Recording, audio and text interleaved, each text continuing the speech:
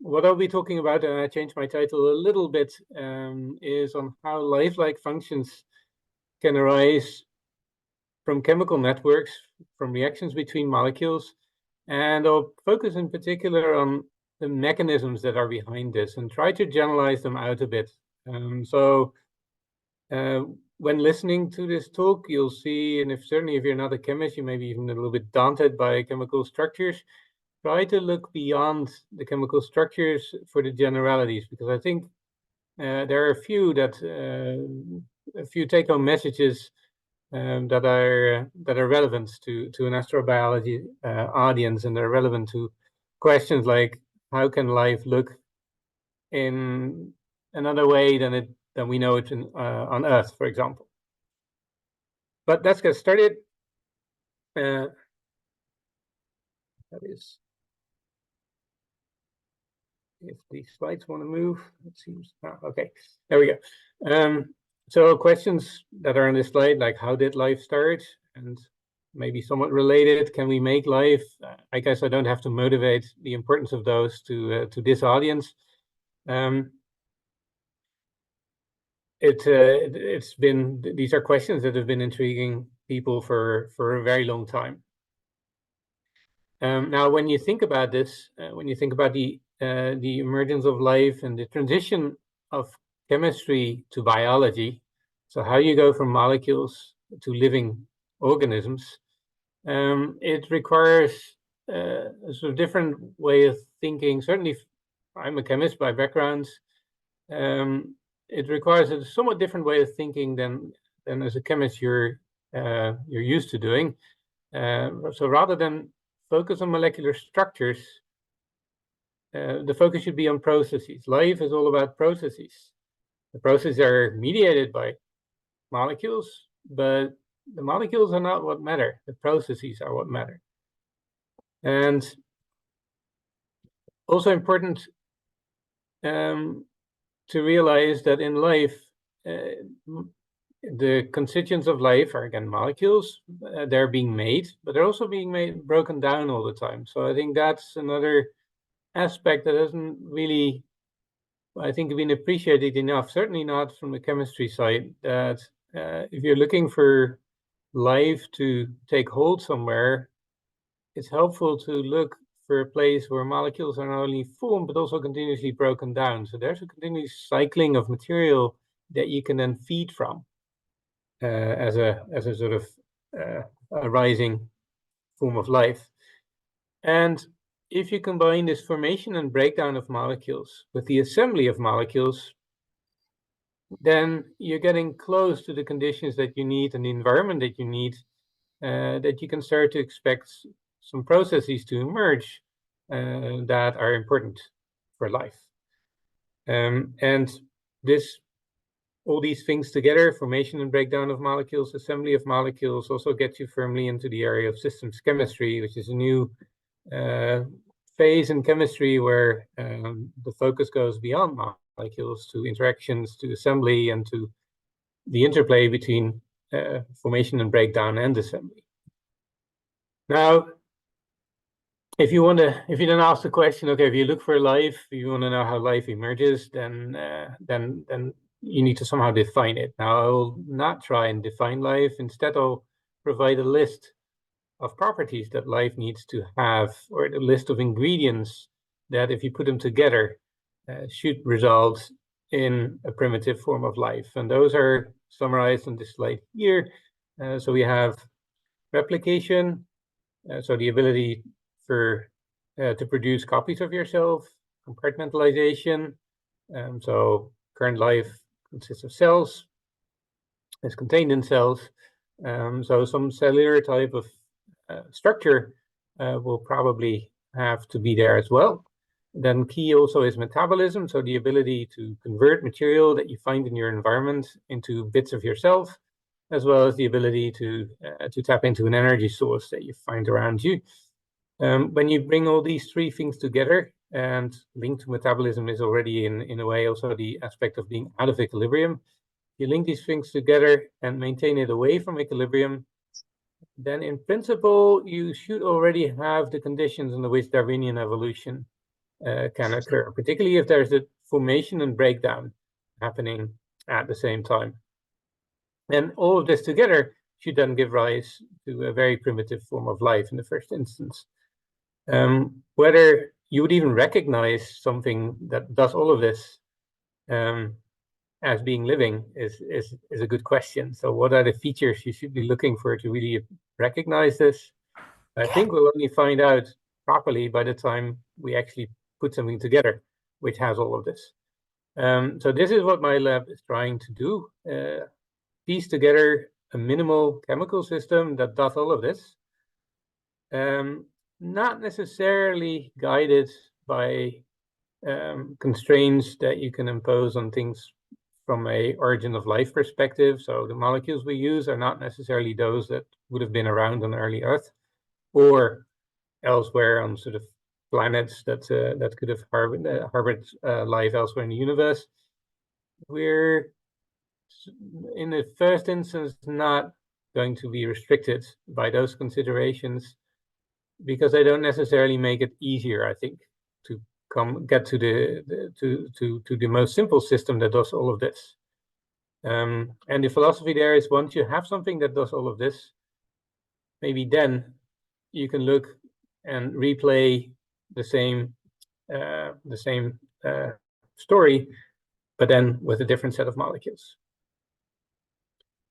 Okay, having said that, let's now get to the get started on this. I'll start you off with replication, not because I necessarily think this is more important than anything else, but this is because this is how we got into this game in the first place. And that immediately brings me to the first recipe for emergence. So if you want something to be self-replicating, there are actually only two ingredients that are fairly widespread, I would argue, certainly in chemistry, that you need to combine that is sufficient to get to self-replication. May not always happen, but it's sufficient. One is if you have a reversible oligomerization reaction, you start with small molecules, they somehow react together to form larger molecules. And if you combine that with some self-assembly process that is selective for one of these molecules, then the assembly process may drive the formation of more of the molecules that make the assembly, and in that way replicate these molecules.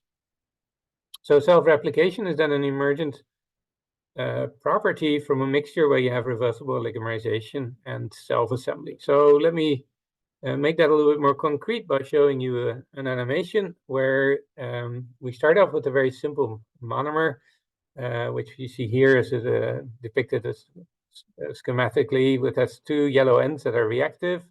So you can oligomerize the monomer into, in this case, little rings. The oligomerization reaction is reversible. That means still molecules can exchange. Once they're part of one ring, they can move and become part of another ring. So you get this exchanging mixture of different species. So initially this is not particularly interesting, but then if you have an assembly process happening in this mixture that is selective for one of the molecules, so you see this happening here in the sixth ring, then if this assembly process continues, it kind of draws the six rings out of the exchanging mixture and it gets replenished there.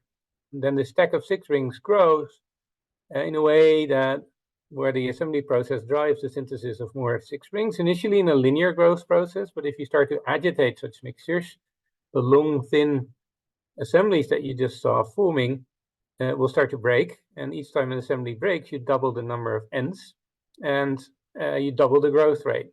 So you end up with a process where the production of the ring that produces this stack of rings increases exponentially with time. So you end up with an exponential self-replicating system. And again, the only ingredients you need is some reversible oligomerization process and a selective assembly process. So just to recap what you just saw in the animation, so here is it's drawn out again. So we started with a simple building block. I'm now going to fill in the chemical details gradually. So the yellow bits are actually two thiols that can react with one another to form disulfide bonds. The disulfides can still exchange with other thiols, so you get this exchanging mixture of different ring sizes. So the diversity here is initially actually quite limited. If you only have one building block, the only degree of freedom, if you like, is the number of them you put in a ring. Then one of these rings starts to assemble. So there's a relatively slow nucleation process, but once it starts, then it progresses quite quickly. And then the assemblies grow once they are long enough to become susceptible to mechanical energy.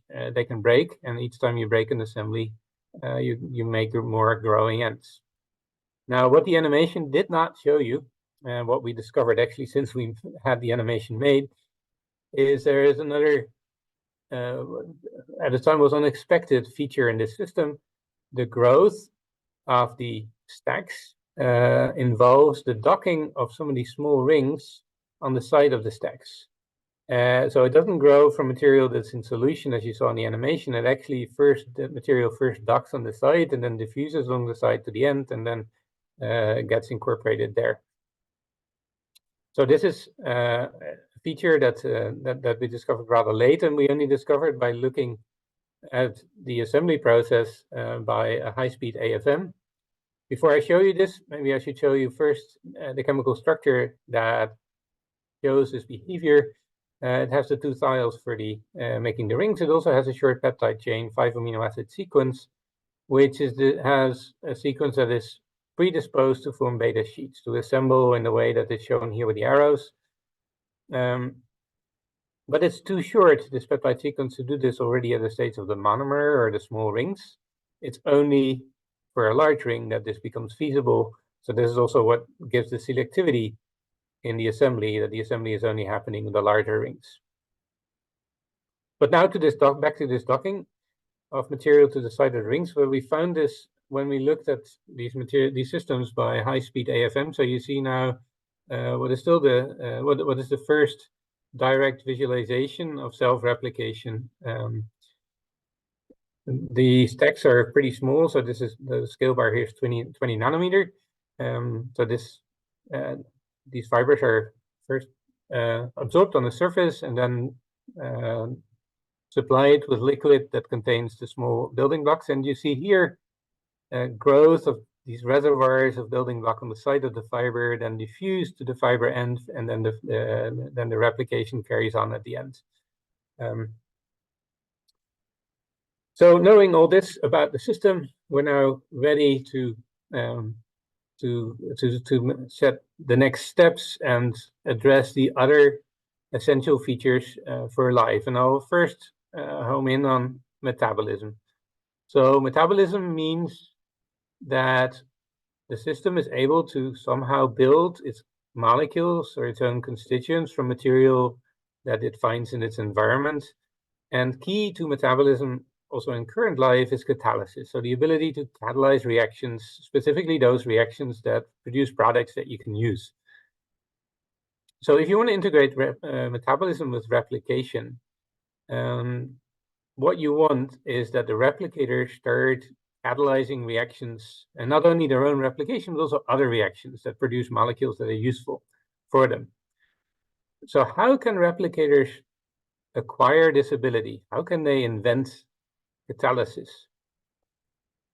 Now, it turned out, and this is now the second recipe of emergence, it turns out that the assembly you make from the peptides in the process of making the fibers, in the process of replication, organizes amino acids in space in a way that it generates catalytically active sites on the side of the fiber.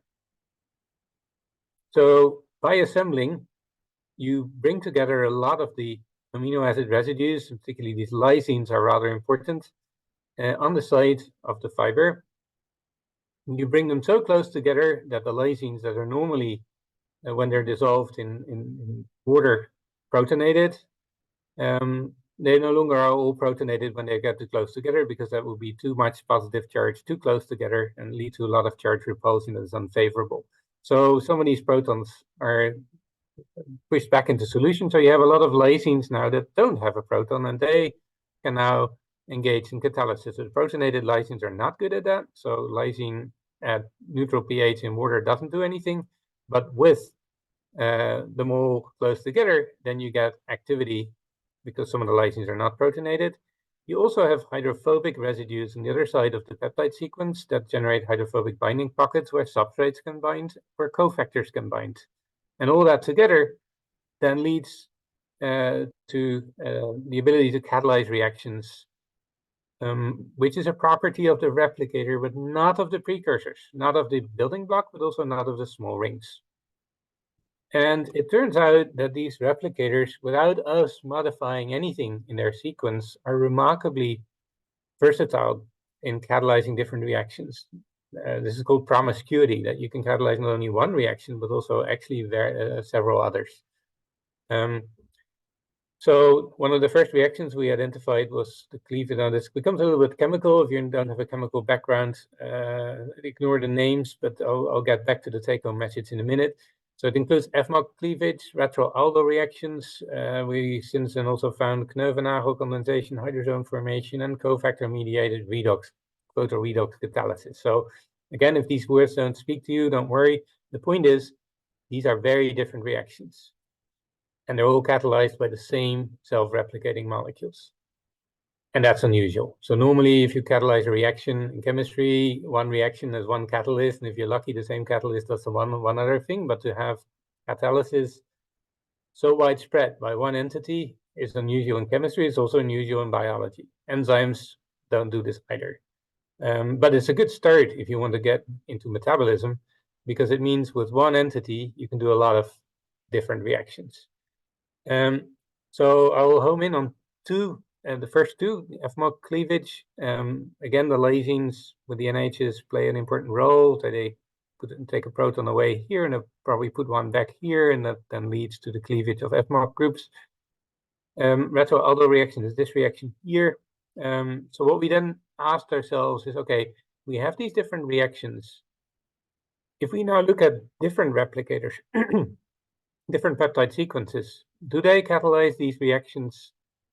Do they all catalyze these reactions? So how sensitive are the activity to the sequence of the peptides? And is there also a correlation? Is the activity for this reaction similar to the activity for that?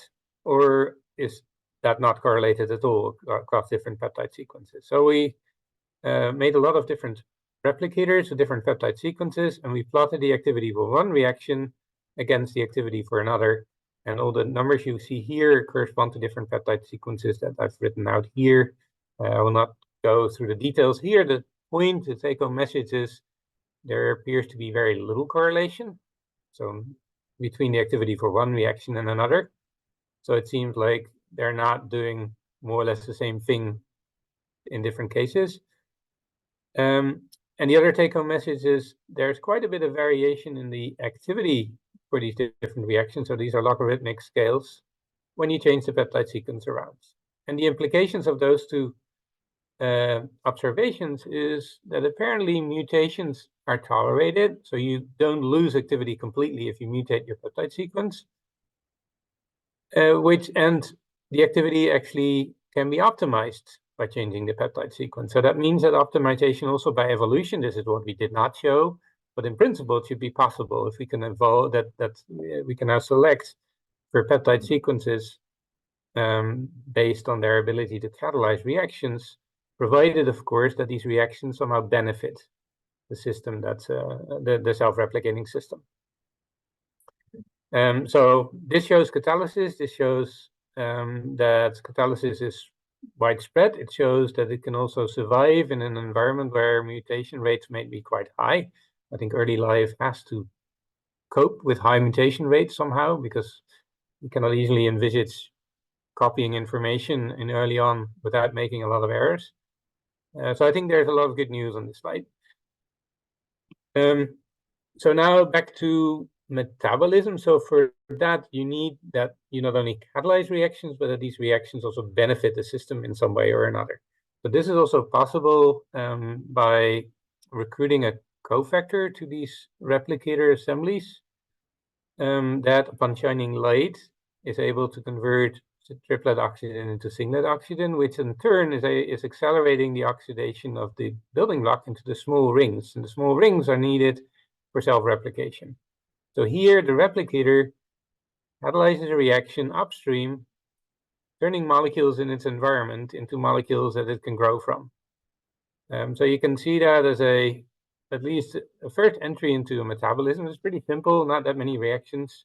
And you could debate to what extent this does energy harvesting. I don't think it really does, even though it does do things with light. I think it does it. The only effect that has is to accelerate reactions that are downhill anyway. But the important thing is it does make material that it needs to grow from. Now, I'll come back to this system in a minute when discussing compartmentalization. Now, it would be nice to integrate replication with metabolism, as I've shown you, but also with compartmentalization. And this should be possible, again, making use of a reaction that can produce molecules that then make the compartments. So here's one reaction that we're developing in collaboration with Evan Spruit in Nijmegen, where we are starting to make compartments that are based on coacervates. So for those of you who've read the old literature in the origin of life, Alexander Oparin already proposed that life may have started from coacervates, and I think this there are some things to be learned from those theories. So this molecule was developed by Evan Spruit, and it indeed phase separates into coacervate droplets that can act as primitive compartments. So can we now think of a way of making the replicator make this molecule? And for that, we made use of the ability to cleave FMOC groups that I introduced to you earlier. So we made a precursor to this molecule, to this coacervate forming molecule, which has large groups on it that make the molecule nice and soluble. So if you put this into water, it's nicely dissolved. It doesn't form coacervate droplets at all. If you then put a replicator, it will start cleaving off these end groups with all the charge. That makes the molecule, turns the molecule into the coacervate forming one. No charge anymore, way less soluble, so it assembles into droplets. And the video that I have on this slide here shows how those droplets form over time, mediated by replicator molecules that you can't see because they're too small to detect under a light microscope. So you see over in the course of half an hour or so that coacervate droplets are emerging. And the nice feature of this system is that the replicator also goes inside, preferentially partitioned inside these coacervate droplets. So we have here a system where replicator catalyzes reaction that mediates the formation of compartments, which it then enters. Right, so we are starting to tick quite a few of the boxes: replication, compartmentalization, metabolism. Let's now move on to running things out of equilibrium and letting them undergo Darwinian evolution. So, and maybe also a little step beyond that. So if we look at how life develops and what happens quickly during evolution, and certainly at a planetary scale, is that the process of evolution causes changes in the environment that then leads to sort of ecological dynamics. So ecology is about the interactions between organisms and their environment. Evolution is about replication, mutation, and selection, and the two are intimately linked.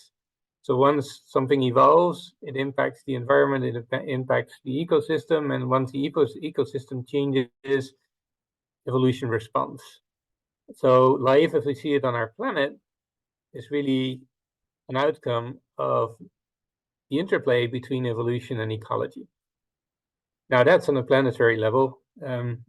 Our experiments happen in a test tube, but it shows some of the same dynamics of evolution, changing environments, feeding back into evolution.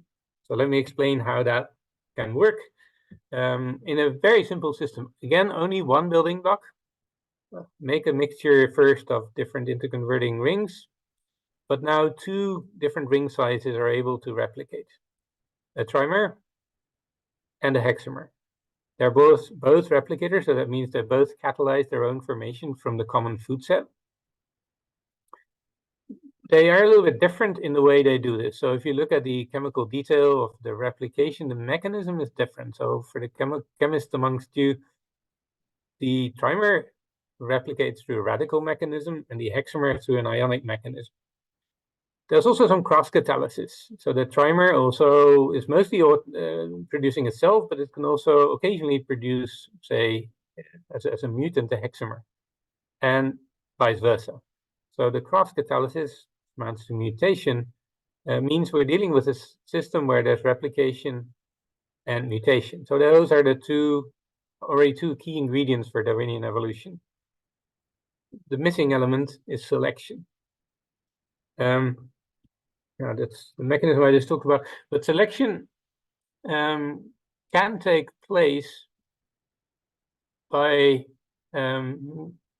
virtue of the fact that the different replicators have different efficiencies in different environments. So the oxidation level of the environment, so that pertains to how much thiol has been converted to disulfide. The oxidation level of the environment determines the efficiency of replication. So at low oxidation level, the hexamer replicates faster than the trimer. At a higher oxidation level, the roles suddenly revert. That has to do with the mechanistic details, and I'll go into that in detail, but I can explain you if you want later. So bottom line is, different oxidation levels can lead to selection of different replicators. And now comes in the photoredox catalysis by the cofactor that I mentioned earlier. So these if you shine light, if you put the two replicators in a vial, you put also the cofactor, and then you shine light, then the cofactor starts to produce singlet oxygen, which is a more reactive form of oxygen than triplet, and the singlet oxygen increases the oxidation level of the environment. By increasing the oxidation level, now the preference for the competition between the two replicators for a common food source changes. So this system is run in a setup where we continuously keep adding the resource, the material that both grow from. We're continuously also flowing out part of the mixture, so that is kind of death, if you like, in this mixture. So now if you're a replicator in here, you better replicate faster than you're flown out if you're to persist. And at the same time, these two replicators compete for a common food source. If you run such an experiment, then it depends on the intensity of the light, what the outcome is. So if we don't shine too intense light, we have trimer and hexamer both producing singlet oxygen, but our oxidation level doesn't rise too much, then the hexamer wins the competition for the common food. If we then increase light intensity, then the roles reverse. So now the trimer wins and the hexamer withers away. And we can, if we keep alternate between strong and weak light, we can keep alternating between either a population dominated by a hexamer replicator or a population dominated by trimer. So we have a system that is out of equilibrium by virtue of flow. Pretty simple way of keeping things out of equilibrium. Where replicators are changing the oxidation state of their environment in response to light, and subsequently adapt to the changes that they themselves induced through a process that involves mutation and selection. So I think this, in a test tubes, captures the essential ingredients for eco-evolutionary dynamics. So we're a fair bit on the way to integrating the various functions of life. So I talked about compartmentalization, replication, metabolism, and separately from compartmentalization, I also spoke about Darwinian evolution and running things far from equilibrium. So we're getting there. We're not quite there yet, or maybe we're still far away from an actual living system. Firstly, because we haven't quite managed to integrate everything in one system. So the different pairwise or even triple combinations work, but everything in one we're still working hard on now. I'm sure we'll succeed in combining everything. Question is, will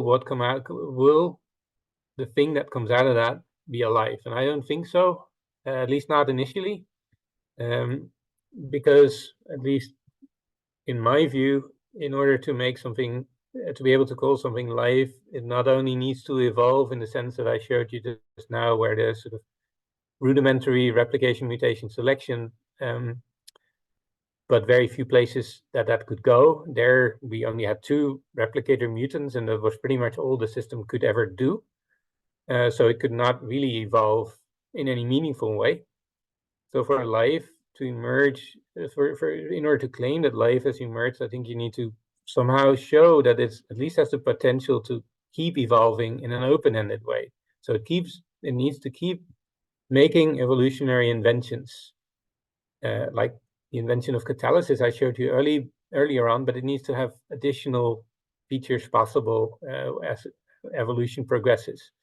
And if you want that, it's important that there is opportunities for the system. So not only 2 different ring sizes, but maybe also a lot of different amino acid sequences within the rings, peptide sequences within the rings, maybe more than just a limited set of ring sizes. Maybe rings are not good. Maybe you should go to linear molecules. At least what we need to provide is more structure space for the molecules to evolve into, where at every point in time, the part of that space that is actually occupied by the population of replicators is a small subset of the entire space. I think this is crucial for evolution. So there needs to be space to evolve into, but at the same time, there needs to be something that restrains the system from immediately occupying it all. If it did that, and if space is large, then you have sort of death by dilution, death by entropy. It kind of, the information that it might have had, it melts away by populating everything that's out there. So that you need to prevent. So you want then evolution to sort of gradually walk through this structure space that you have available. And if that walk needs to be gradual, and if occupied space needs to be a subset of available space, that means replication fidelity needs to be high enough to prevent this annihilation by entropy from enlarging structure space. So this last part, I think, is the most difficult one to get right. And I think it's also probably the greatest bottleneck at the origin of life. How to get to accurate enough replication, accurate enough copying of information, while at the same time having a lot of opportunities to evolve and mutate. We're trying to see if there is somehow a gradual process where maybe evolutionary space should be not too big in the beginning and then gradually grow as evolution then produces a gradually better fidelity replicators, but we haven't quite figured out how to do this yet. So let me use the last couple of minutes by switching gears a bit, away from replication, away from integrating these other features, to another phenomenon that is important in the molecules of life, and that is folding. So we ran into our self-replicating molecules by chance. We never designed the system to do what it did.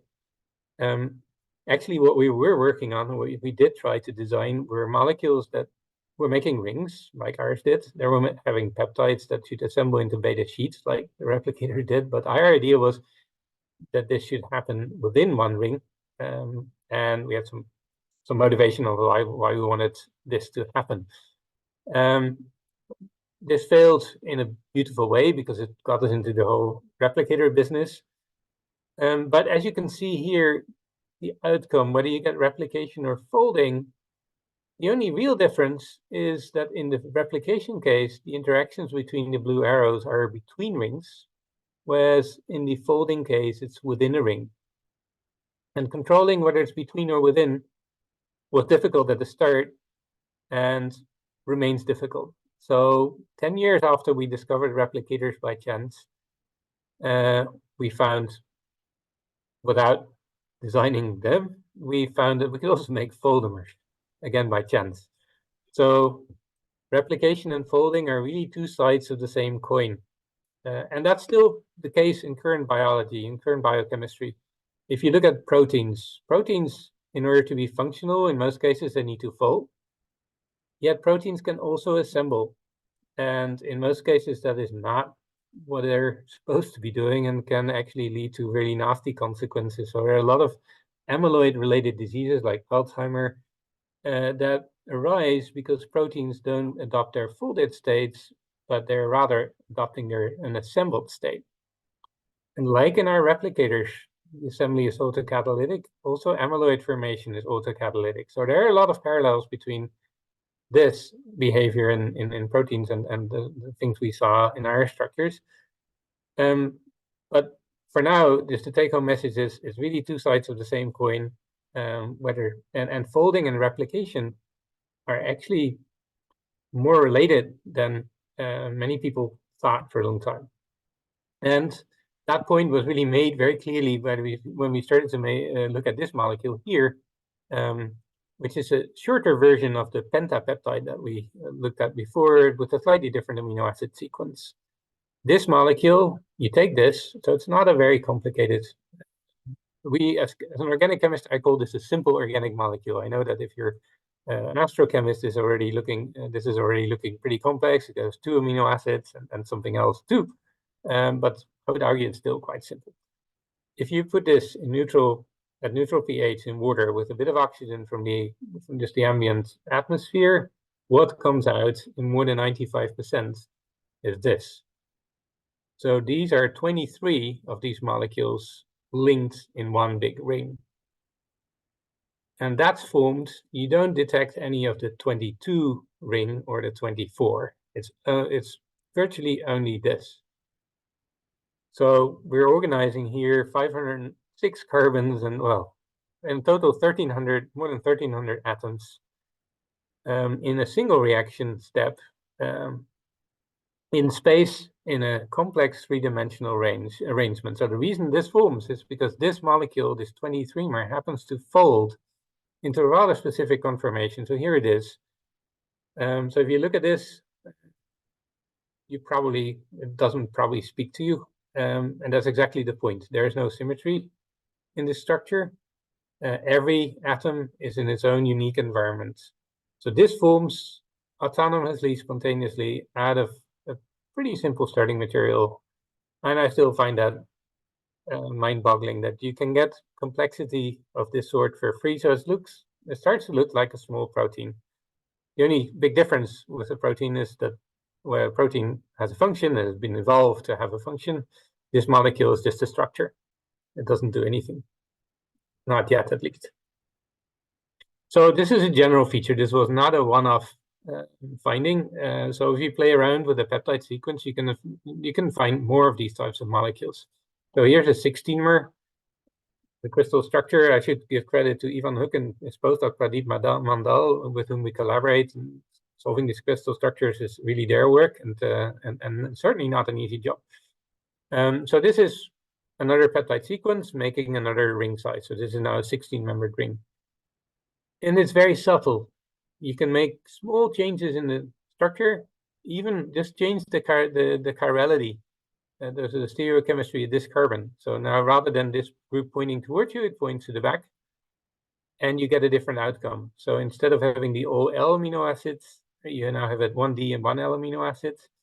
And what comes out then, if you analyze by HPLC, you get a 13-mer coming out of a column at a high concentration of building block, and it's a 15-mer at a lower concentration.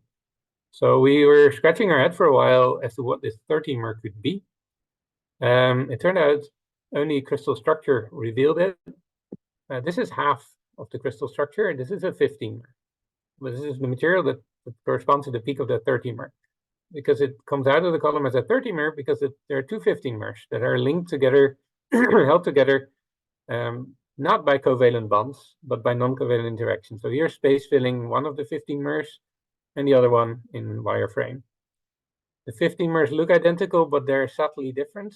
They're the same ring size, but the one is the enantiomeric fold of the other. So the folding of the one 15-mer is the mirror image of that of the other. So these are the hydrophobic cores of the 15-mer. In a minute, you'll see the amino acid side groups that completely surround the nonpolar parts that are in the middle, shielding the contact of this from water. And this is the all space filling representation. And now you can barely see the hydrophobic interior of this molecule. So it's very clear we're dealing here with something that is, I still find, remarkably complex, just emerging spontaneously as a result of folding. Now I think I'm running out of time, so I'll skip the last bit, but I'll just get to the take-home message of this talk. And I think that is that by starting simple and small molecule building blocks, just a few basic processes that happen with molecules in pretty much any environment, bond formation and breakage, self-assembly. So all this is common. You get to phenomena like replication, like catalysis, like compartmentalization, metabolism, Darwinian evolution. I didn't talk about other evolutionary dynamics you can get, like niche partitioning, competitive exclusion, but we've also got examples of this now. I talked about folding, and I talked about movement, but that can also emerge. Parasitism. I didn't talk about chiral symmetry breaking, but we now also have a system that starts as simple as this and gets to homochirality from no chiral information to start with. So all of this just emerges. And I'd like to finish with with maybe a plea to look for behavior like this, look for function in the search for the origin of life, in addition to looking for structure. I think our community has been rather focused on structure. How do I get to amino acids? How do I get to nucleotides? And it's kind of forgotten about function in many cases. And it's the function, I think, that makes life. And I think the structure, the question is the structure that life now uses even the structure it started with? I think the function life now has probably was there at the very start in an elementary form. And the function can emerge. I think I showed you this, at least I tried in today's talk. So I should leave it there, but not before thanking the people that did the work. So here are some pictures of the group in various periods of time. We're now looking for new blood in 2 different EU-funded programs. So if you know of anyone who is looking for a PhD or a postdoc, send them our way. So thanks for listening, and I'm looking forward to taking questions.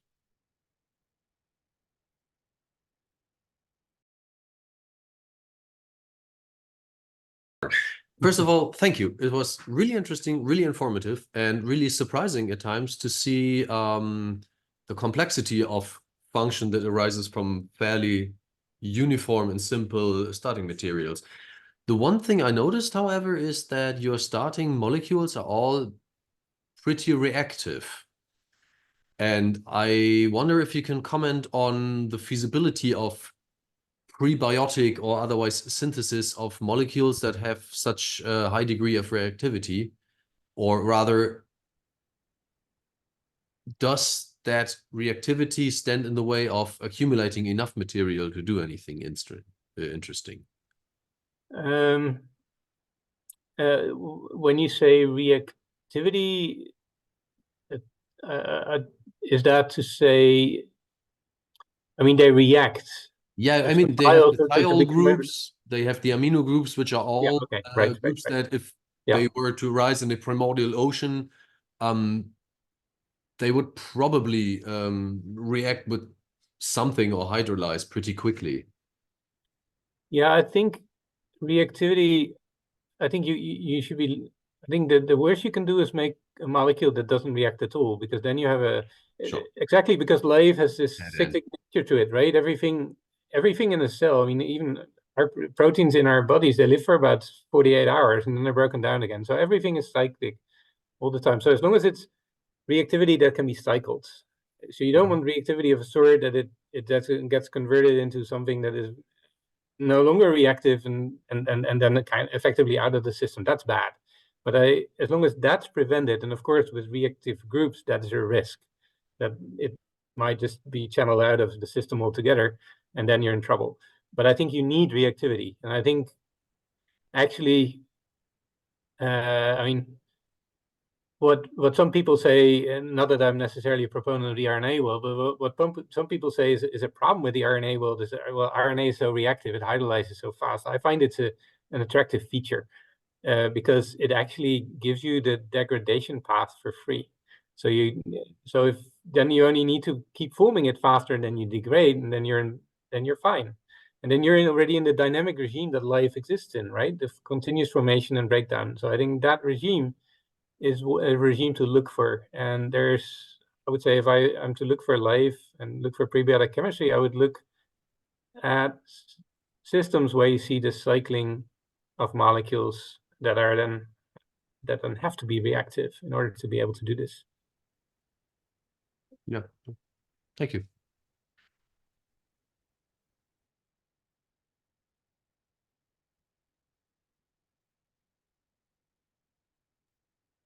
You have a question on the chat. Have you considered perhaps alternating aqueous anhydrous conditions? I'm thinking of recent finding of interstellar grains with reactive species.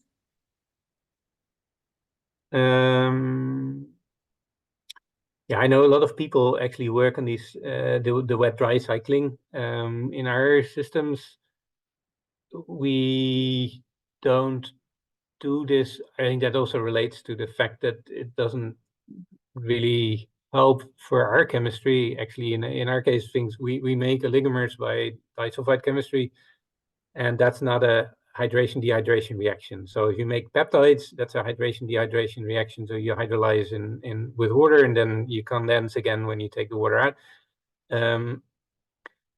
So I think in general, though, any condition which allows you to make and break is good, and we do like the equivalent of hydration dehydration chemically by introducing oxidants and reductants to our system. It's a different, it demands, well, that works with the disulfide chemistry in the same way as hydration dehydration would work with condensation chemistry. And yeah, of course, time periods in these, if you look for indeed prebiotically relevant conditions, and a hydration dehydration cycle might be taking a day or so. If it's linked to somehow day-night cycles or tidal pools, so it's then linked to the tides. In our case, we can speed it up by just adding continuously an oxidant and a reductant, so it's happening both at the same time. The oxidant, so we break and make bonds actively at the same time, and then you get quite fast dynamics, so you don't have to wait too long. I hope that answers the question.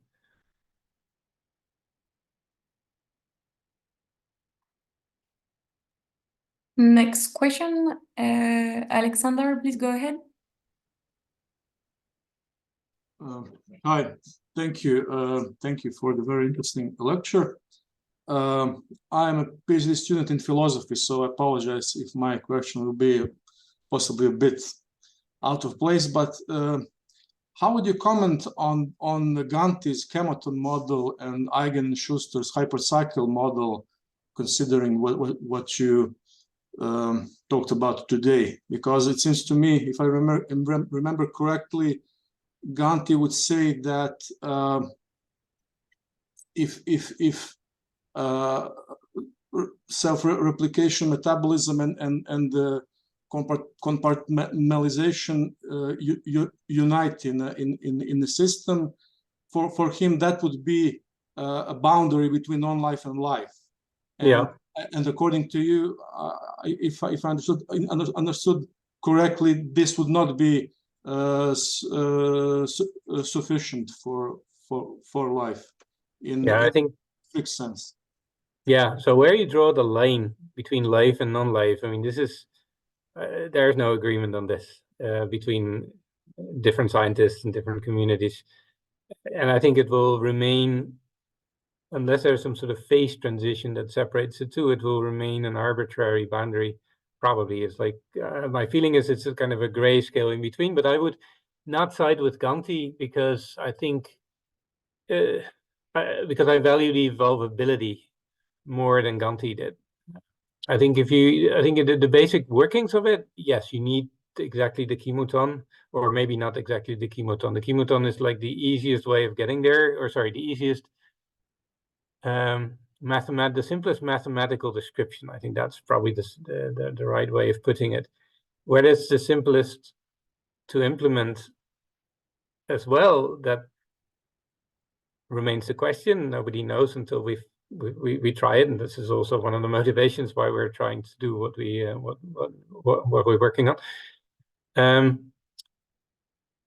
But I think, yeah, this idea of intimately coupling replication, metabolism, and compartmentalization, and in the chemoton, it's even the 3 cycles are individually autocatalytic, but collectively autocatalytic as well. And this is also, I mean, if you want to implement that, that might be quite hard. Whether there's other means of coupling that makes it easier, I hope so. We'll find out. And when it comes to coupling, now the hypercycles that were proposed by Manfred Eigen as a means of getting around the Eigen paradox, which states that, yeah, in order to replicate accurately, you need a lot of information in your replication machinery, and as long as you don't have a lot of information, but as long as you don't have that machinery, you can't replicate a lot of information. So how do you get there? It's a chicken and egg problem. So Eigen's hypercycle model was a proposed solution to this dilemma, and saying, okay, we put the information in different molecules, in different replicators, and we make them help each other's replication, catalyze each other's replication, and that then makes the hypercycle. I think it's been since shown that this is vulnerable to parasites, and I think it's a very difficult one to implement as well. And I think the basic philosophy, though, is right. So you don't put all the information in one molecule, but you divide it over different ones, and then you make a community of these replicators, and then have evolution select at community level. So the community becomes the unit of selection. That can be done by hypercycle, but I think there are easier ways of doing this. So there's the metabolically coupled replicator model that you may have seen, where the coupling is not done in a hypercyclic way, but where it's basically done by sharing a metabolism. So replicator A does a bit of the metabolism, B does another bit, and C as well, and then A, B, and C together have, if they're together, they can all benefit from that shared metabolism, and then they become a unit of selection as a consequence. So that, I think, is an easier route. So that's the one we're actually heading into right now. Also, given that we can actually catalyze so many different reactions, I think that becomes a reasonably viable proposition. Thank you. Excellent. Thank you.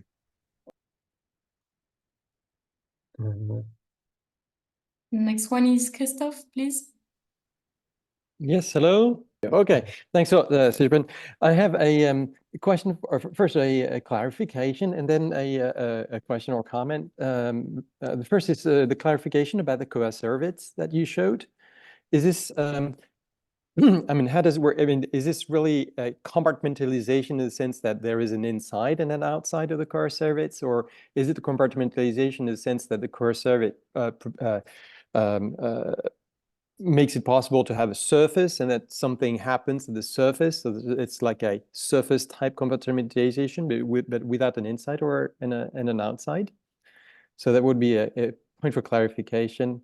And then I was going to ask you a question about that follows up from the previous question about, you know, a question about how we construe life, in particular, very much as a boundary between something that is inert and non-living and something that is living. But as you said, there are systems that you seem to synthesize that are probably more than not living, but not fully living. So should these types of systems actually make us think towards establishing that the frontier between non-life and life is more like something like a gray zone, in which actually what really matters is the functions of the different systems that are that populate this gray zone. So some systems can do different things more or less efficiently than other systems. And maybe although the systems in this gray zone don't do these things, do not do all these functions as well as we might expect from our ordinary sense of living systems, but still they do many more things than non-living systems. And so if that is the case, then the key work that needs to be, the conceptual work that needs to be done would be a work in which we need to spell out or to define or to identify, that would even be better, these different types of systems that populate the gray zone, and maybe give them names then, so that we no longer need to, to get confronted to this idea, to this question, are they alive, not alive? Well, we don't really care, but they do all these different things, and we call them that because they do these different things, and they're more than non-living, and they're maybe less than living. So. Yeah, so to address your first point, first about the coacervates. Now, coacervates, of course, they're droplets that are in a way, at least these ones are homogeneous when it comes to just the coacervate materials, or the same inside, outside. There's no membrane that surrounds them. Question is, where do the replicators go?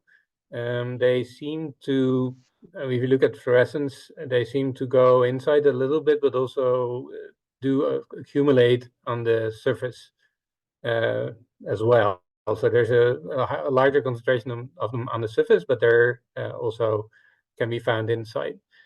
And then the second, the distinction between life and non-life, it will be indeed and a difficult debate, because I think it's also a matter of opinion. Some people are of one opinion and other people may have another, and to call things names, then you have to define yet other the new boundaries, right? And that may be useful. It depends a little bit on what the population of systems is going to be that sits at this brink between life and non-life. And it may also be that there is a sort of sudden, I mean, in phase transitions, I mean, you have liquid water, you have ice, but they're not really words for anything in between. So you're either liquid or you're ice, right? And there's not been a need to describe things that are in between. Probably if you look carefully, then there are some things there. But if there's a phase transition, then I think you can sort of a step change, then you can, you're getting your divider from the system. Question is, will there be? And I don't know. There might well be a few of these step changes where you say, okay, now if you go across this barrier, then we're going to call you alive. If not, then maybe not yet. I don't know.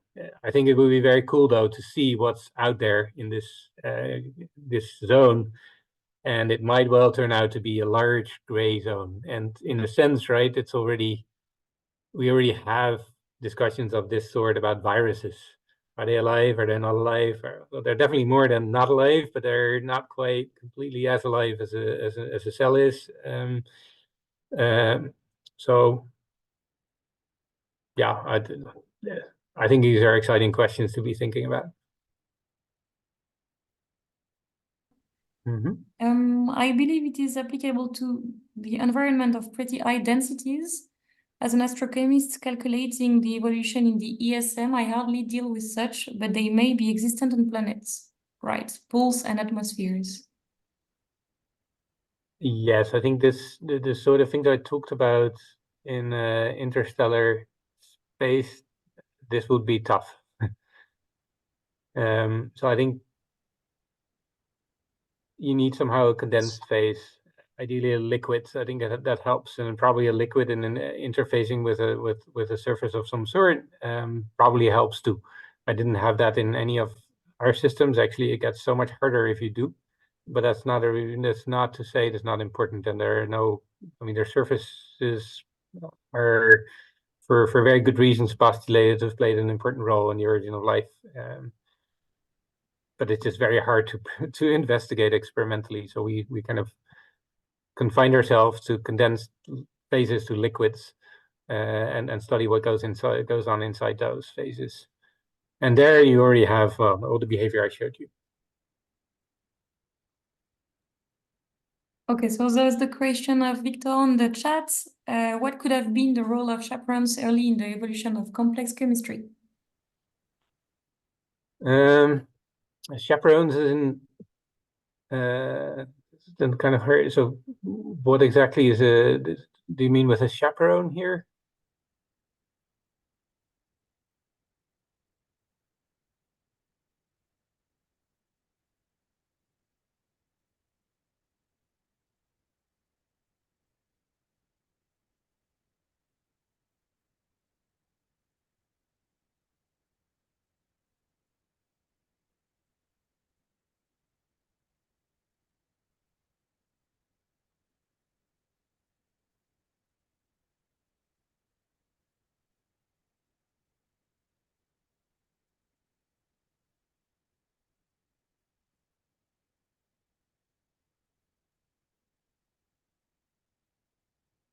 I mean, it must have been one of the earliest functions.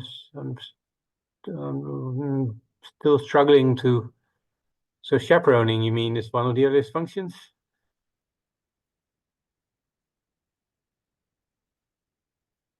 So do you mean with chaperoning something like templating, so that you have already information stored somehow and that then gets copied? Is that the what you mean by chaperoning? Okay. So how do you? Yeah, I don't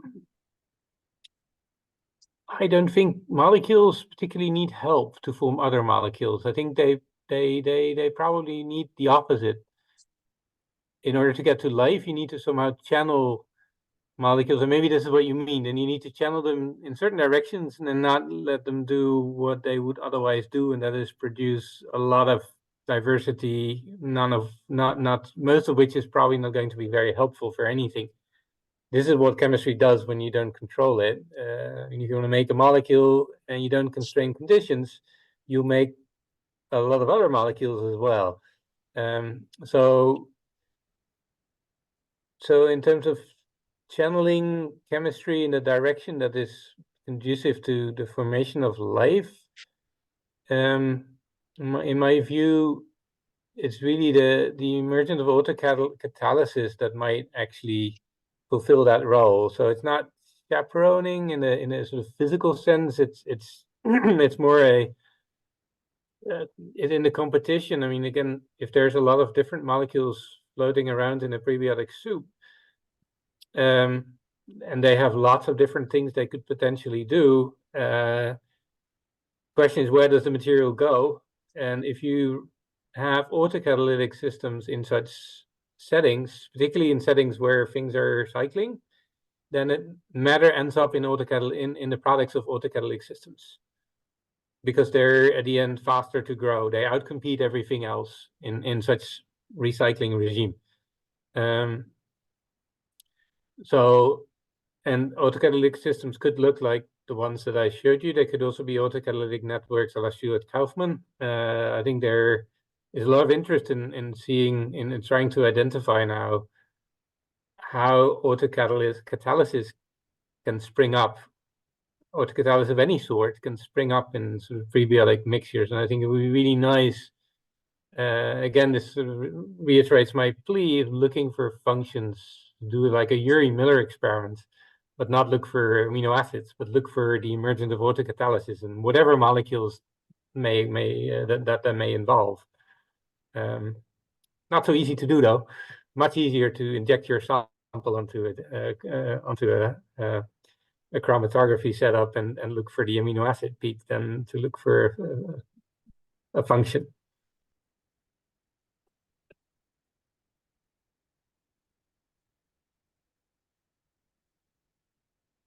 Thank you, Chris. This is your turn. Okay, I'm an interested layman. I'm not at the level of most of your attendees, but I'm a amateur astronomer, very interested in this stuff. Just a simple question, I'm hoping. Seeing as we have this tendency for molecules to self-assemble, and we've got pretty much the same basic stuff scattered through the universe, isn't there every chance that a lot of the, seeing as living things have to solve the same problems, isn't there every chance that when we find life, if we find life on another planet, it might be more like Earth life than a lot of people seem to imagine? It seems to me that would be the easiest method, the most common thing. Am I thinking wrong here? I guess that's more a philosophic than a scientific question. I think we lack the data to answer this question, affirmative or otherwise. So what then remains for me is to just speculate a bit and maybe express my gut feeling. And maybe I'll start with a famous quote from evolutionary biology. So nothing in biology makes sense except in the light of evolution. This is, I think, telling you a lot. And if you look around the planet now and look at the life forms that are there now, they're very different from what they were in a different geological era. But at the same time, all that life uses the same biochemistry. But whether that biochemistry is like deterministic, whether that is what you arrive at when you start start going, or whether that itself is also a product of evolution that got fixed at some point. Because there's another thing in evolution. Evolution works, it invents stuff, it's creative, and there are all kinds of different things explored, and then it's set, but then when there's a new level built on the previous one, it gets fixed. So when you build on it, you can no longer change what's underneath without disintegrating the whole thing. The question then is, so from that perspective, it makes sense that our current biochemistry got fixed, and that it's now uniform across all species that we see on our planet. Question is, what happened before it got fixed? Was there variety and selection for whatever reason happened to favor the current biochemistry? Or was this the only solution to the problems?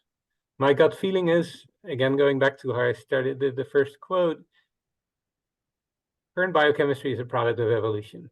I think there's a lot to say. I mean, it's too complex to rise just like that out of chemistry. It had to have evolved. And I think people also agree that genetic code is a product of evolution. So that means there was evolution of the genetic code. So there was a time the genetic code was not fixed.